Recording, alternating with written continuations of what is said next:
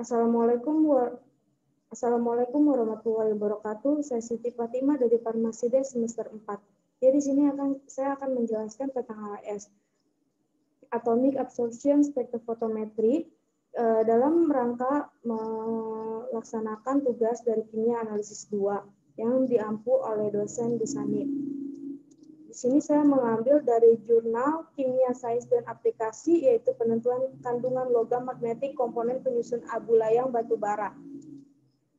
Nah, selanjutnya ada pendahuluannya. Produksi batu bara pada tahun 2010 diperkirakan sekitar 153 juta ton, sedangkan pemakaian dalam negeri pada tahun tersebut adalah 108 juta ton.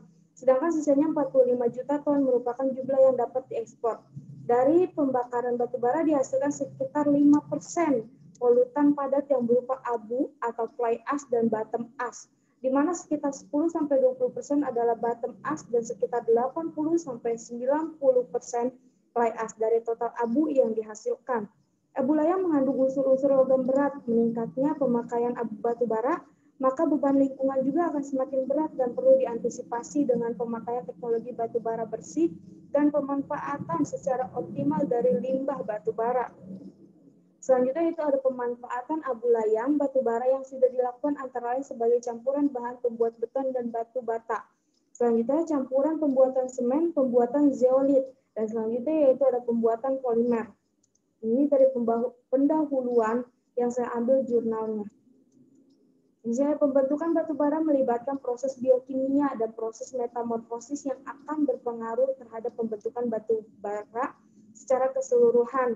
Salah satunya adalah kandungan logam dalam batu bara tersebut. Komponen utama dari abu layang batu bara adalah silika atau SiO2, alumina Al2O3, dan besi oksida Fe2O3. Selain itu, terdapat beberapa kandungan logam lain termasuk di dalam logam-logam yang bersifat magnetik. Adanya komponen logam yang bersifat magnetik dimungkinkan abu layang batu bara dapat digunakan sebagai salah satu sumber bahan magnetik untuk keperluan industri. Beberapa jenis unsur logam yang mungkin ada dalam abu layang batu bara dan bersifat magnetik antara lain logam Fe, Al, Mn, dan Cu. Namun besarnya kadar unsur-unsur magnetik tersebut belum diketahui. Dalam penelitian ini dilakukan penentuan kadar unsur-unsur magnetik Fe, Al, Mn, dan Cu dari sampel abu layang batu bara serta kadar relatif terhadap komponen magnetiknya. Nah, di sini ada metode penelitian yang saya ambil dari jurnal tersebut, ada bahan dan alatnya. Ada sampel abu layang batu bara PLTU Tanjung Jati, HNO3 pekat, HCl pekat, Aquades, dan alatnya yaitu ada gelas beker, batang pengaduk, batang magnet, labu ukur, neraca analitis, kertas saring, corong, spektrofotometer, serapan atom, Simaju AA 6300. Ada cara kerjanya, yaitu komponen magnetik diambil dari sampel abu layang dengan menggunakan batang magnet. Sampel abu layang dan sampel komponen magnetik dilakukan destruksi. Destruksi sampel abu layang batu bara diambil sebanyak 5 gram dan dimasukkan ke dalam gelas beker, kemudian ditambahkan aqua regia sebanyak 100 ml.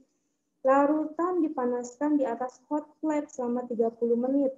Selanjutnya larutan didinginkan, kemudian dilakukan penyaringan. Proses destruksi pada sampel komponen magnetik dilakukan sama dengan proses destruksi pada sampel abu layang batu bara. Selanjutnya itu pengukuran kadar logam magnetik Fe, Al, Mn, dan Cu dengan menggunakan AS pada sampel abu layang batu bara dan sampel komponen magnetik. Sini ada hasil pembahasan dari jurnal yang saya ambil, yaitu ada proses destruksi dilakukan dengan penambahan aqua regia pada sampel abu layang sehingga terbentuk larutan hitam pekat. Setelah itu dilakukan pemanasan dan pengadukan. Pada proses tersebut terjadi pembentukan gas yang berbau sangat menyengat, di mana gas tersebut timbul dari reaksi antara aqua regia dan logam-logam yang terkandung dalam sampel abu layang batu bara.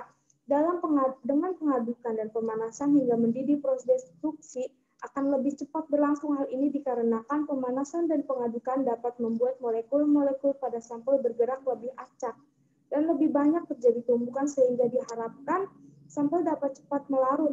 Larutan hasil proses pemanasan dan pengadukan disaring dan didinginkan sehingga dihasilkan larutan berwarna kuning sedikit kehijauan.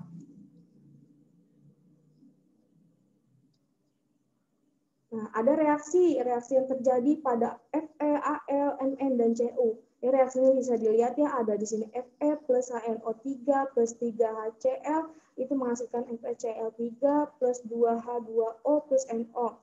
Ada Al plus HNO3 plus 3HCl menghasilkan AlCl3 plus 2H2O dan NO. 3Mn plus 6HCl plus 2HNO3 menghasilkan 3Mn2 plus tambah 6Cl- plus 2NO plus 4H2O. 3Cu plus 6HCl plus 2HNO3 menghasilkan 3Cu2 plus tambah 6Cl- plus 2NO plus 4H2O. Ini reaksi yang terjadi pada bahan sampel-sampel tersebut. Nah, di sini baru ada hasilnya. Hasilnya itu ada hasil AS pada sampel abu layang dan hasil analisa AS pada sampel komponen magnetik. Bisa dilihat ya dari Fe, Al, Mn, Cu berbeda.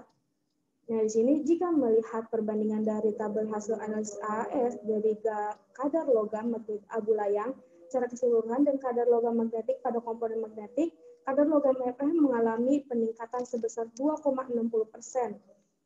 Kadar logam Al mengalami peningkatan sebesar 0,19%. Kadar logam-logam Mn mengalami peningkatan sebesar 0,57%. Sedangkan kadar logam Cu mengalami penurunan sebesar 0,0018%.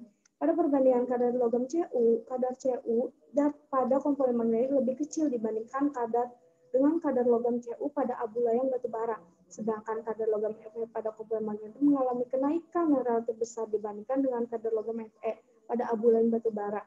Jika bahan komponen magnetik, jadi di sini Cu-nya itu untuk kadar logam itu lebih untuk magnetik itu lebih kecil dibandingkan dengan kadar logam Cu pada abu layang. Diberi medan magnet luar, maka elektronnya akan berusaha sedemikian rupa sehingga resultan medan magnet atomisnya searah dengan medan magnet luar. Jumlah elektron tak berpasangan pada suatu atom memberikan kontribusi pada besarnya momen magnet atom, sehingga atom yang memiliki elektron yang tak berpasangan lebih banyak diperlukan medan luar yang lebih besar untuk mensejajarkan momen magnet dari elektron-elektron yang dimiliki. Nah, ada kesimpulannya, yaitu telah dilakukan penelitian penentuan kandungan logam magnetik penyusun abu layang batu bara. Abu layang merupakan material berupa serbuk halus yang dihasilkan dari pembakaran batu bara dengan kadar sekitar 80-90% dari total abu yang dihasilkan. Komponen utama dari abu layang batu bara adalah silika atau SiO2, alumina atau Al2O3, dan besi oksida atau Fe2O3. Sampel abu layang batu bara yang digunakan berasal dari PLTU Tanjung Jati, Jepara. Komponen magnetik abu layang batu bara diperoleh dengan cara memisahkan abu layang menggunakan batang magnet. Proses destruksi pada sampel abu layang dan komponen magnetik menggunakan aquaregia. Metode untuk menentukan besarnya kadar unsur-unsur magnetik yang terkandung dalam abu layang adalah metode spektrofotometri serapan atom atau AAS. Hasil penelitian menunjukkan pada sampel abu layang batu bara mempunyai kadar logam Fe sebesar 6,17%, logam Al sebesar 3,96%, logam Mn sebesar 1,49%, dan logam Cu sebesar 0,0045%. Kadar logam magnetik yang paling dominan pada komponen magnetik abu layang adalah logam Fe sebesar 8,28%. Kemudian logam Al sebesar 4,15%, logam Mn sebesar 2,06%, dan logam Cu sebesar 0,0027%.